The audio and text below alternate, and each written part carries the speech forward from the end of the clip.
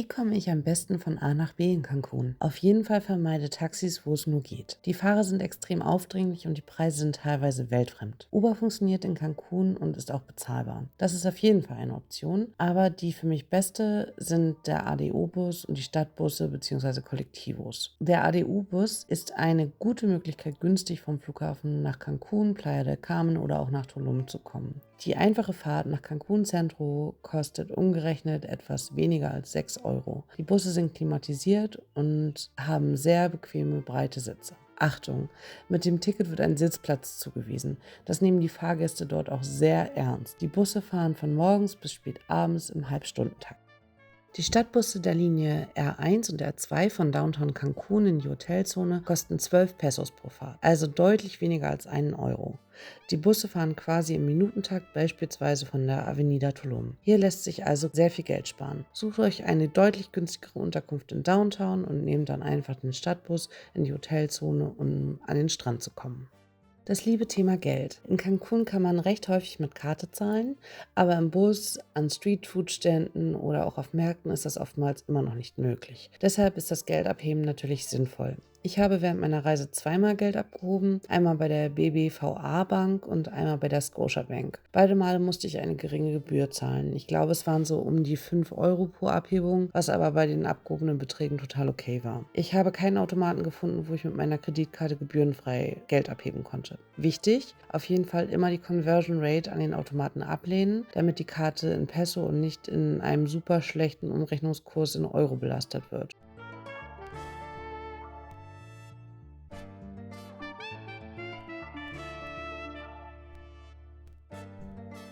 Mein Lieblingsort für das Abendessen in Cancun war der Parque de las Palapas. Hier findet ihr alle möglichen Sorten von Tacos, Quesadillas, Birrias und so weiter und so fort zu unschlagbaren Preisen. Vergesst als Nachtisch auf keinen Fall einen Marquesita zu probieren. Ich habe von Cancun aus diverse Ausflüge gemacht. Da ich allein unterwegs war und keinen Führerschein habe, habe ich mich für geführte Ausflüge auf Get Your Guide entschieden. Meine Ausflugsziele hätte man teilweise aber auch mit den ADO-Bussen erreichen können, wäre dann aber nicht ganz so flexibel gewesen und man hätte auch die coolen Zenoten verpasst. So zum Beispiel die Zenote Chichican inklusive Schamanenritual und einer Tequila-Verkostung.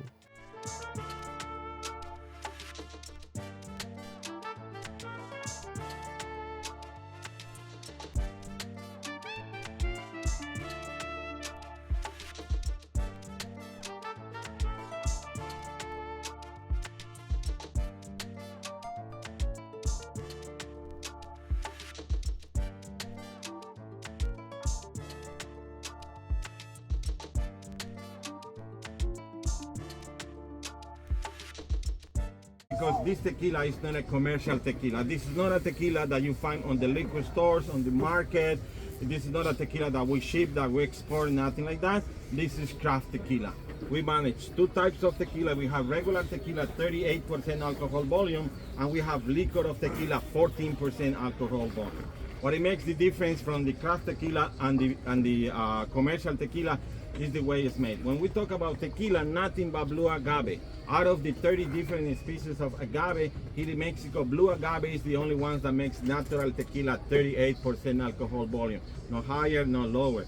Like this is craft tequila, no juice, no sugar, no artificial ingredients. It's more organic made, so that's the tequila is smoother than an average tequila. By law, all the tequila that Mexico exports to the country has to be with 42% alcohol volume, so it's stronger the tequila that we send you out. Mein erster Ausflug ging dann weiter nach Chichén Itzá. Den Ausflug hatte ich am 19.03. gemacht, weil mir keiner verraten hat, dass am 21. März das Äquinoktikum stattfindet, also Tag und Nacht gleich lang sind. Das wusste ich zwar, aber ich wusste nicht, in welcher Verbindung Chichén Itzá damit steht. Das ist nämlich ein besonderes Schauspiel in Chichén Itzá. Da kann man nämlich die Schlange Kukulkan an der Pyramide als Zeichen der Fruchtbarkeit sichten. Das hätte ich natürlich gerne erlebt, aber leider nur knapp verpasst. Am nächsten Tag folgte ein Ausflug auf die Isla Mujeres, zum Schnorcheln am Ischlache Riff und zur Isla Contoy.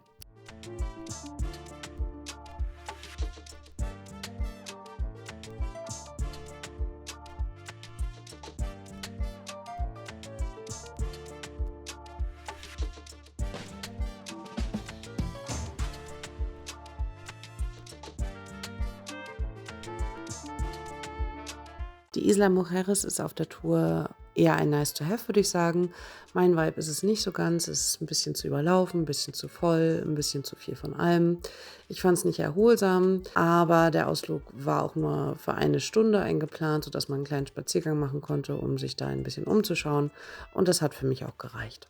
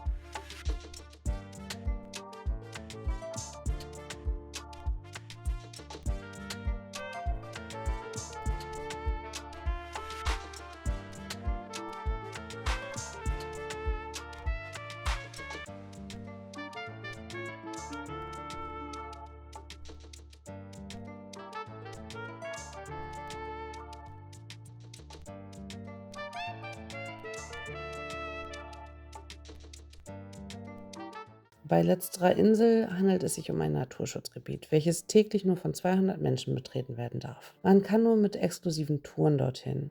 Die Tour hat etwa 120 Euro gekostet mit Open Bar, kleinem Frühstück und Mittagessen inkludiert. Dazu kam noch eine Hafengebühr in Höhe von 20 Euro. Aus meiner Sicht war es aber jeden einzelnen Euro wert.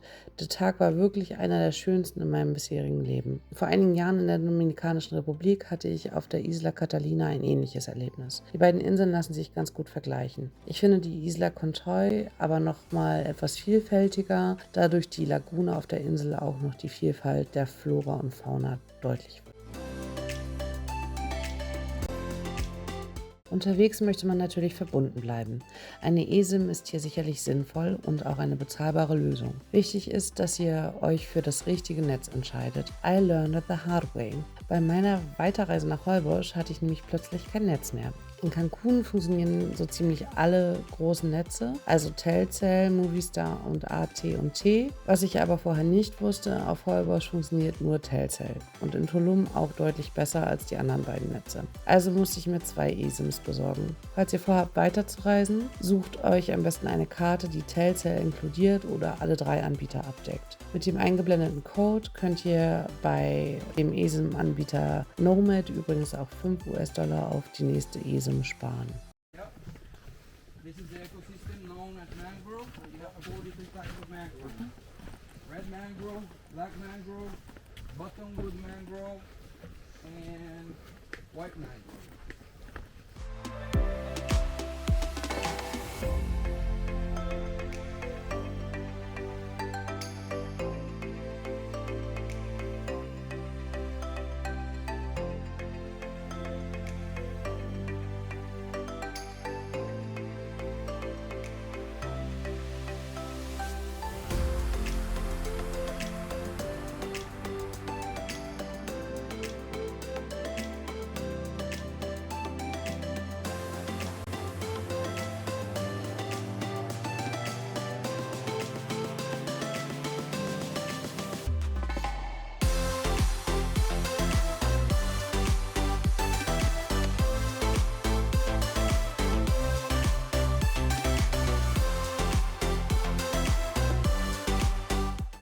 Gegen Ende meiner Reise habe ich nochmal einen Ausflug nach Tulum gemacht.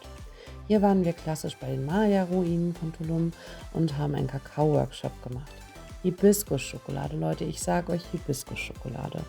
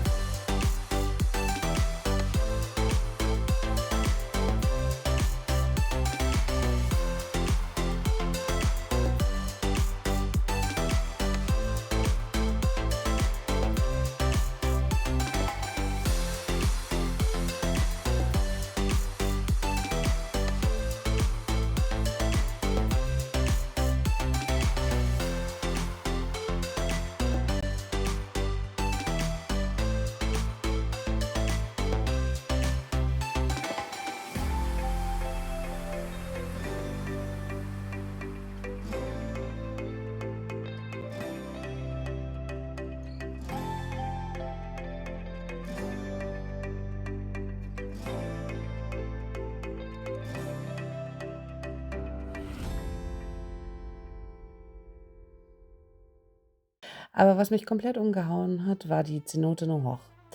Es handelt sich hier um eine Höhle, in die man im Dunkeln nur mit Taschenlampe hereinschwimmen kann. Sie hat sowohl Stalaktiten als auch Stalagmiten und ist auch ein Zuhause für sehr viele Fledermäuse. Das war wirklich ein ganz beeindruckendes Erlebnis. Der Tourenanbieter für Chichén Itzá und Tulum war beide Male übrigens Amigo Tours. Ich fand beide Touren richtig großartig.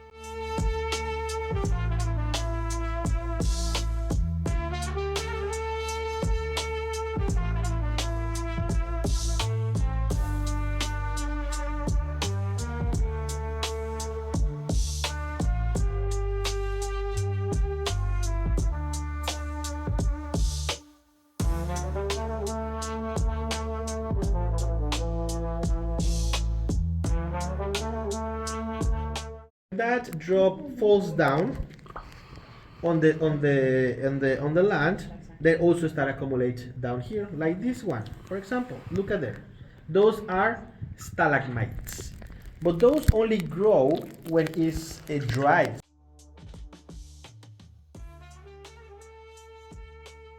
Hat dir das Video gefallen? Dann lass doch gerne einen Daumen hoch oder ein Abo da. Dich erwartet künftig noch viel weiterer Reise-, Katzen- und Food-Content.